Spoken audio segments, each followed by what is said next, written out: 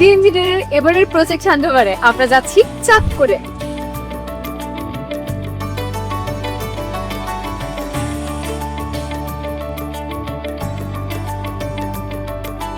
শুরুতে একটু জানতে চাই যে এত এত ইন্টেরিয়র কোম্পানির ভেতরে বিডি ইন্টেরিয়রকে কিভাবে খুঁজে পেল?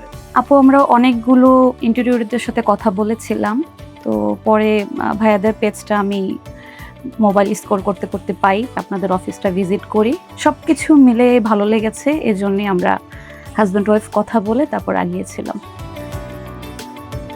আপু, আমার বাসার মেন ফোকাস ছিল হচ্ছে আমার বাসার কালারটা যেন একদম হালকা টোনের মধ্যে।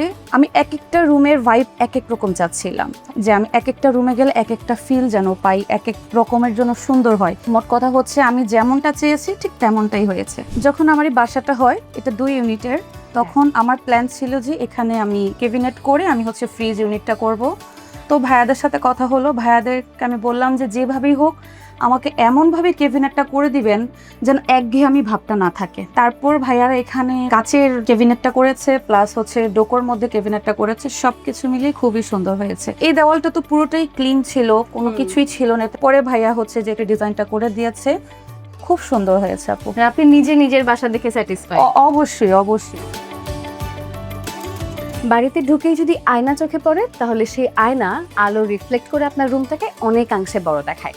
এই কনসেপ্টটাকে মাথায় রেখে একেবারে ড্রয়িং রুমের শুরুতেই কিন্তু একটা আয়না রাখা হয়েছে, সাথে কনসোল টেবিল যেটা মাল্টিপারপাস ইউজ, আর এই সাইডে রয়েছে এক ড্রয়িং রুম। এই ড্রয়িং রুমটা ছোট কিন্তু ইউনিক, কেননা এখানে ছোট ছোট করে অনেক ডিটেইলে কাজ করা আছে। আরও প্রাধান্য দেওয়া হয়েছে আলো এবং প্রাকৃতিক বাতাস, সেই সাথে সবুজের আধিক্য তো রয়েছে।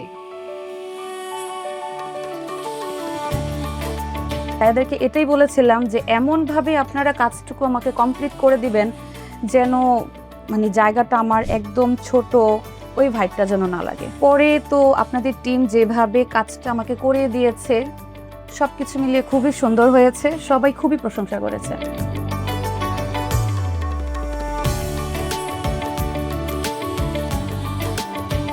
এটা মাস্টার বেডরুম।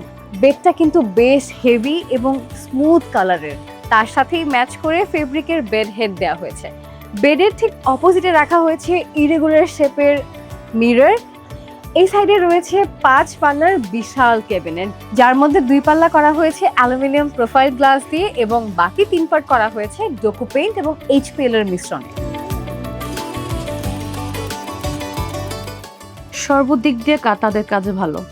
সবচেয়ে বড় ব্যাপার ভালো লেগেছে কমিটমেন্ট আপু। Commitment plus communication. হ্যাঁ, মানে এই দুইটা আমি মনে করি যে থাকা জরুরি আপু।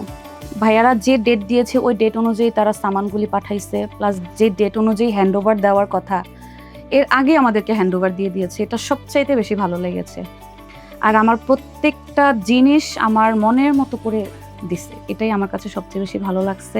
সবার শুধু একই কোশ্চেন, আপু প্লিজ বলেন কাদেরকে দিয়ে ইন্ট্রোডিউসটা করিয়েছেন। ফ্যামিলি মেম্বার্স, ফ্রেন্ড সার্কেল যারা এসেছে সবাই খুব ভালো প্রশংসা করেছে।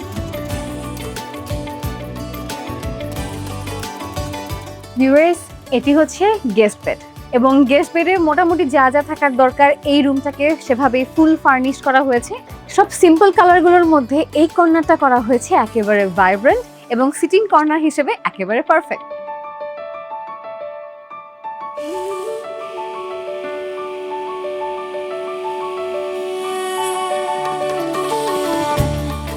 স্টাডি কর্নারের কোন জায়গাটা তোমার বেশি পছন্দ? এই জায়গাটা। কেন? এই জায়গাটা আমি pink. Pink? Pink favourite colour. আর এই পাশে এই ড্রেসিং কর্নার, এটা পছন্দ? হ্যাঁ। আর এই চাইল্ড বেডটাও কিন্তু মাস্টার বেডের মতো বেশ বড়সড় এবং হেভি, এবং সেই সাথে মাথায় রাখা হয়েছে পিঙ্ক কালার এবং মিন্ট কালারের কন্ট্রাস্ট।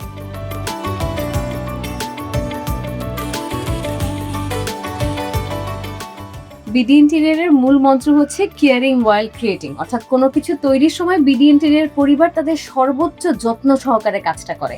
সেই যত্নের ছোঁয়া কি আপনারা আপনাদের বাসাতে পেয়েছেন? জি জি, তা তো অবশ্যই। সব কিছু দিক দিয়ে খুবই সুন্দর হয়েছে, সবকিছুই খুব ভালো হয়েছে আপু। স্যাটিসফ্যাকশনে কত দিবেন 10-এর মধ্যে? 10-এ 10ই।